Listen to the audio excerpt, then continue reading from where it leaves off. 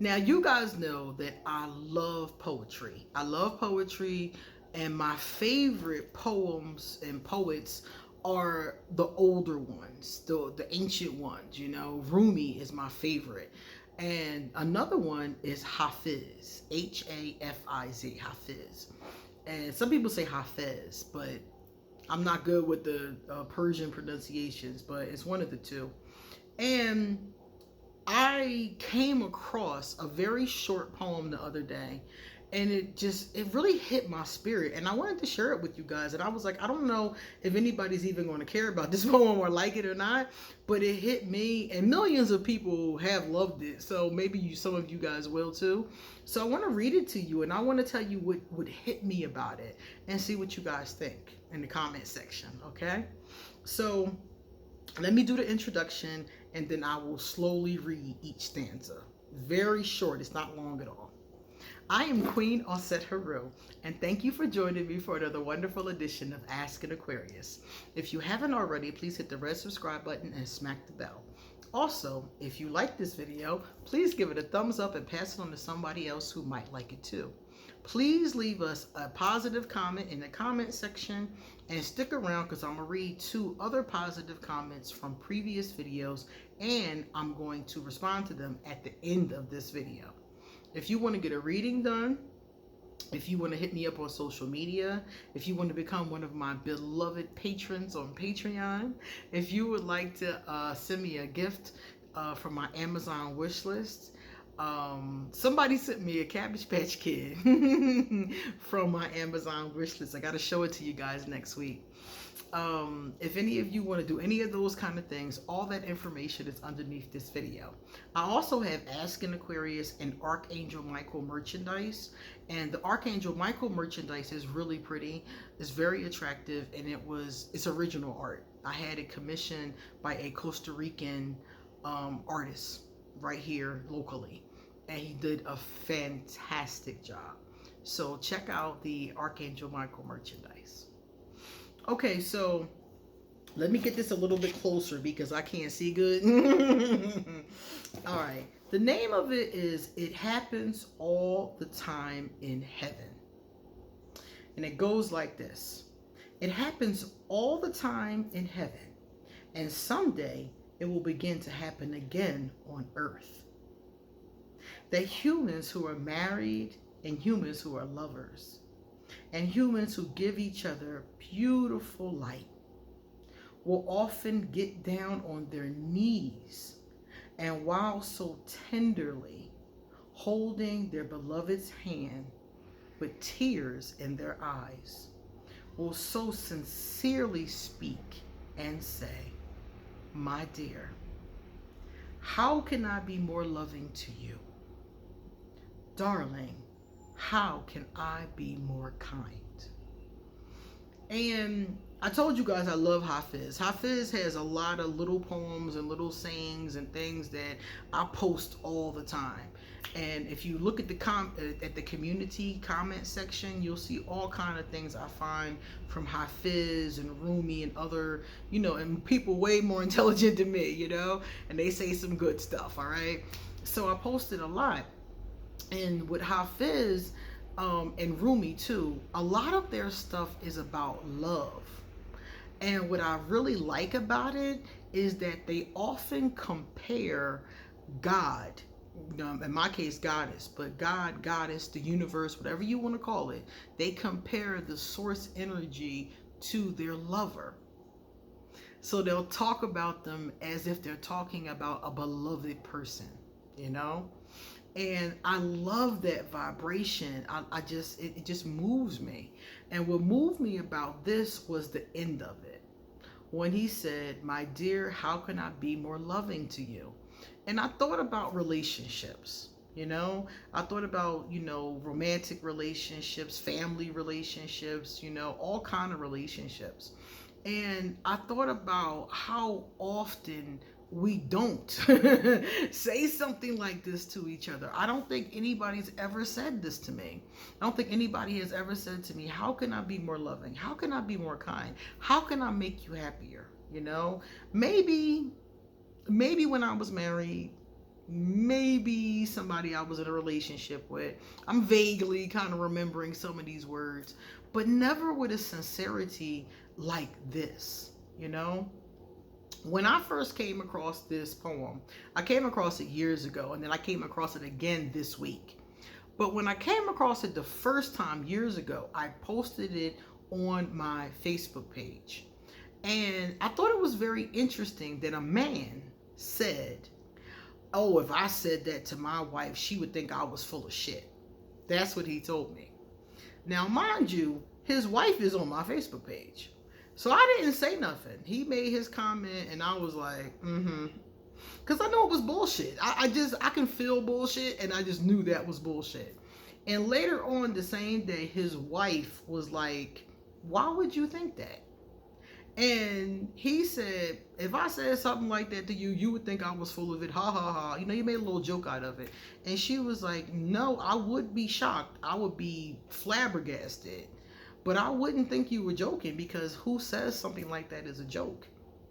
And I thought it was interesting because they left it at that. They might have talked about it more later, but that's the only part I saw.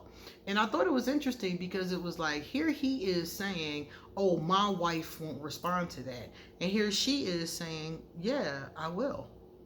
I wish you would, motherfucker. You know, I wish you would say something like that. You know, that's what I got from it. But I didn't get into their business because I leave couples to their own devices, if you know what I'm saying. Unless they ask for my help, I don't say nothing. But I thought it was very interesting how he automatically rejected it, like, "Oh, this wouldn't be good for us. My wife wouldn't respond to this." And his wife is starving for him to say something like this. And I was just like, And I've seen this a lot with couples, a lot. And it's not always the husband. Sometimes it's the wife. But, or, you know, sometimes it's the same sex couple, or sometimes, you know, it comes off, you know, they both have a funny feeling about it. But I just thought that was very interesting. And then the other one was, "How can I be more kind?" And I was just like, imagine if a person that you're in a relationship with, platonic, romantic, doesn't matter, said to you, "How can I be more kind to you?" Not because they wanted something, not because they were trying to prey on you for sex, not because they wanted, you know, you to do them a favor, but they just came home one day and was like, "You know what? I don't always think that I'm as kind to you as I could be. What could I do to show you? What could I do to be more kind?" And I know for me, I would be like, "Huh?" I would be kind of shocked, like, "What?" But I would be, even if I didn't have an answer, I would definitely come up with one. But even if I didn't have an answer in that moment, what would move me, and what moved me about this poem, y'all, don't make me cry. Oh my God. What would move me, and what moved me about this poem, was their sincerity and the fact that they want to know. And I feel like in our relationships, we don't always show that sincerity. We don't always show that commitment. We don't always show that energy. You know, it's like, "Oh, my lover get on my nerves," or my girlfriend nag me all the time," or like the guy, "Oh, my wife wouldn't respond to that." You know, you get these kind of negatives, or, you know, "My husband is an idiot." I hear that all the time, you know? So you get these kind of negatives all the time. But how often does a person think, "How can I show up better in this relationship?" And that's what those last two lines said to me. It said to me that people can show up better, and that a lot of them do, and some of them just need to ask the question. I see people break up every day, literally. Sometimes couples come to me and they are screaming at each other. I had a couple one time, I was supposed to be doing a reading. I didn't get to pull not one card because I spent the whole time refereeing between the two of them. And they broke up shortly after. But my point of the matter is that how many times does a couple, or does, you know, two people in any kind of relationship say, "How can I show up better?"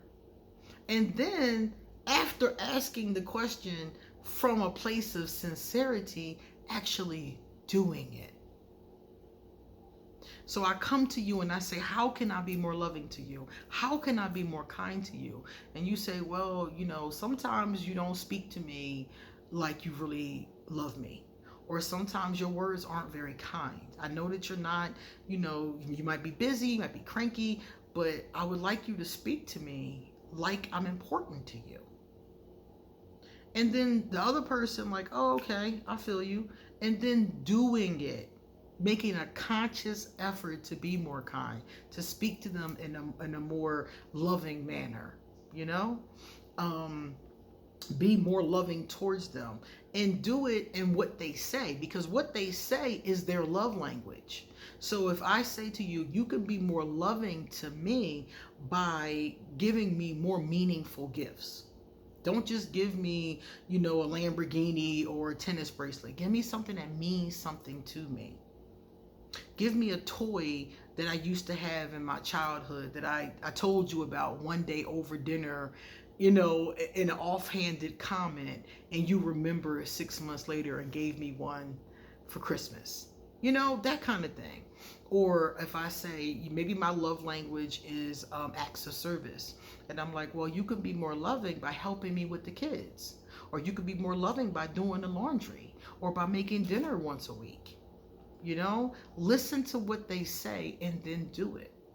So I want to challenge you.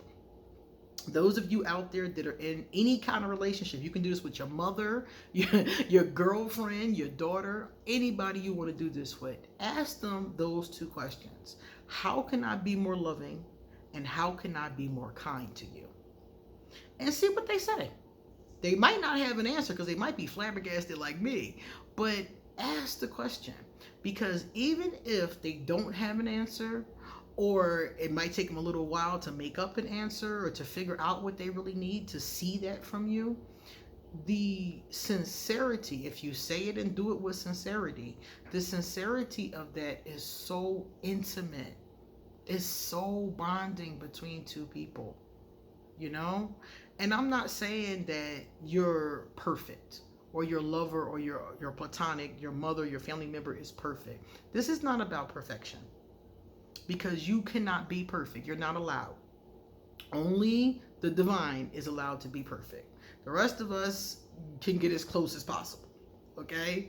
So this is about making an effort to show up lovingly and kindly in your relationships, and doing it from your lover's love language, not yours. So if you really want to do this exercise, because I'm going to try it too. I got to think of who I'm going to do it with, because I'm single. So I got to think of who I'm going to do it. Maybe my daughter. My daughter probably going to look at me like I'm crazy, but she is Scorpio, so Scorpios might get it. But yeah, and let me know in the comment section if you actually do it. Don't give me a plethora of reasons why it's not going to work like that man did. Tell me, if you do it, what response you got, if any. Okay? And if you don't want to do it, but you got a better idea, give us that. Maybe we can try another challenge next week. Anything that will help us be more loving and more intimate with the people that we care about. Okay? All right. Now, what I'm trying to do right now, and it's not cooperating with me, I'm trying to get Facebook to give me the positive comments. For some reason, it is not cooperating with me. It seems to have frozen, so it's giving me a little bit of a second to, I gotta push the buttons again. But anyway, so what do you think about that? I thought that, I'm gonna be honest with you guys. The first time I read it, I started to cry, because I was like, wow. It hit me right in the heart chakra. You know how Aquarius are. We're not always that great with expressing and dealing with our feelings. But it really hit me in the heart chakra, because I was just like, wow. A person that asks you a question like that, they either really care about you or they're trying to manipulate you. It's going to be one or the other. So if you're in a safe space with somebody that is not trying to manipulate you, then I think that would be something that would be great. That would be a great exercise. And for both people to do it, that was the other part I was going to say. So, like, if you do this with your significant other, it would be great if they ask it back. So you're both being more loving and kind to each other, not just one-sided. All right, so here we have the Technic youngest. It's a young, I think it's Young. Carl Jung, I think is what it is. The Technic youngest said, I gotta look up the pronunciation for that, but I think it might be French. I gotta look it up. All right, so she said, Cancers and Aquas don't necessarily mesh well. Too much emotion for us. It gets very messy quickly. Plus, messing with somebody at work is problematic. Yeah, any two people can work. I'm gonna tell you that from the door. I've seen combinations with zodiac signs, and I was like, for real? Any two people can work. Cancer and Aquarius, Aquarius and Aquarius, Leo and Pisces, any combination can work. Some combinations are just more compatible than others. So an Aquarius is more compatible with an air or a fire sign most of the time, depending on the situation. A Cancer will be more compatible with an earth or a water sign in most situations. But it doesn't mean it can't work. I've seen a lot of people do stuff like this. The bottom line is, what does the couple want? If the couple wants each other, they can move mountains. It doesn't matter. But like I said before, she's right. Some people are more compatible than others, and Cancer and Aquarius is not a very compatible vibration. They can be good friends. I really like my Cancer friends. But romantically speaking, she said it's too much emotion. I agree. And it's not true that all water signs have a lot of emotion. Some water signs suppress their emotion, which I think is actually worse. I'd rather be with a water sign who expressed their emotions than one who suppressed them. That's not good. But the thing about it is that she said it's too much. It is. Sometimes it's too much. And it does get messy quickly. And when it's a problem, when it's a fight, that's when it's really bad. I can deal with a Cancer when things are good. You know, when things are good and we're happy, we are like this. I have dated two Cancers, and when things were good, they were good. But when they got on my nerves, or when they started acting stupid, or when they got an attitude or something like that, it was bad. And it was messy, and it was messy quick. And I'm Aquarius, so we don't deal with messy, watery stuff very well. So I would shut off. I would definitely shut off, which is my mistake, because I shouldn't have shut off. I should have worked through it, talked through it, something, but I couldn't, because it was so messy and it was so much water, and I was drowning and they wouldn't stop. You know, like, just leave me alone. Give me a second. Let me breathe. They keep calling. They keep wanting to talk. They keep sending messages. And I'm just like, oh my God, it became drowning. And I just couldn't take it, and I was shut off. So that was my fault, because I should have handled it differently. Either not got in those situations, which would have been the smartest thing to do, or to handle them a little bit differently. But I didn't have the emotional capacity back then. I mean, I'm still working on my emotional self now, but back then I was nowhere near it. I couldn't deal with it. So, and she also said dealing with somebody you work with is problematic. Dealing with somebody at your job is always problematic, because it could go very well and y'all could be the happiest couple at the company, but it also could go very bad and y'all could be fighting at work. You could lose your job. Romance at work is a bad idea. Barbara Ross. Hey Barbara, how you doing, sweet pea? I see Barbara all the time on Instagram. I hope you, matter of fact, she always likes my Cabbage Patch Kids skits. What's up, Barbara? Barbara said, I learned that lesson very early on. It was early in my 20s, the dumb years. I swear the 20s and the teens are the dumb years, I swear. Messing with the guy at work, and then turned out right, he ended up telling the supervisor. Oh, that's a real violation. And everything just blew up in my face.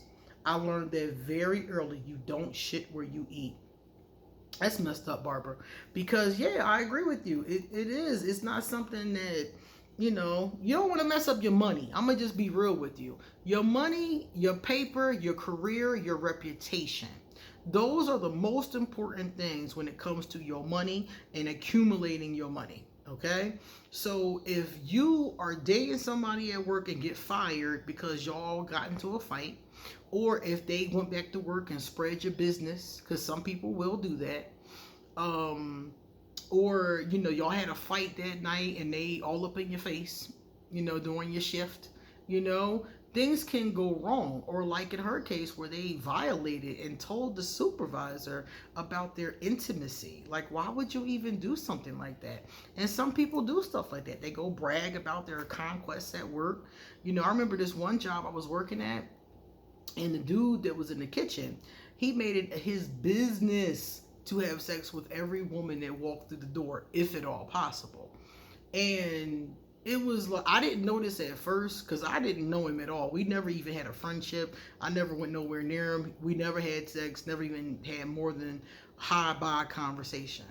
But I found out later that this was something that he did. This was a game that he played. And I'm just like, not at work, dude. And what ended up happening? He ended up messing with some woman. And the woman that he was messing with, because mind you, he had a woman at home. And the woman he was messing with, the woman at home found out about the side woman and keyed her car. And then there was all this drama, she coming to the job and all this mess. Now, mind you, he didn't get fired for that, but still, your business is all out. Your woman know you messing around now. It's just messy. So I always avoided it. I did it a few times in my youth. And after I had a couple bad experiences, nothing really awful, but experiences that taught me it would be better if you didn't do this. So I stopped. Now, I have students that live in South Korea, and we always talk about, how they met their husband or wife. Now, they work a lot. South Koreans, I think, are the hardest workers in the world. According to Google, South Koreans and Mexicans work harder than any other culture. And I definitely believe it after working around South Koreans. And one of the things they told me time and time again is that because they spend so much time at work, almost, I would say, I can't give it a percentage, but the people that I talked to, like 60% of them met their husband or wife at their job. Now, they don't all still work together. Some of them still do. They call them company couples. And some of them don't. So this does work out sometimes. But even they told me it often gets messy. So I avoid it. Unless I see something, if I'm in a business setting, if I see a woman who I am blown away by, I mean, I gotta be blown away to even attempt to talk to her, if it's in a business setting. Other than that, I'm not doing it. And it hasn't happened in years. The last time I was talking to somebody at my job, I must have been like 29 years old. It hasn't happened in a long time because I was just like, my reputation and my paper is more important. It is what it is. All right, guys, it's time for us to get going. You come back soon because I got a lot more to say. See you later.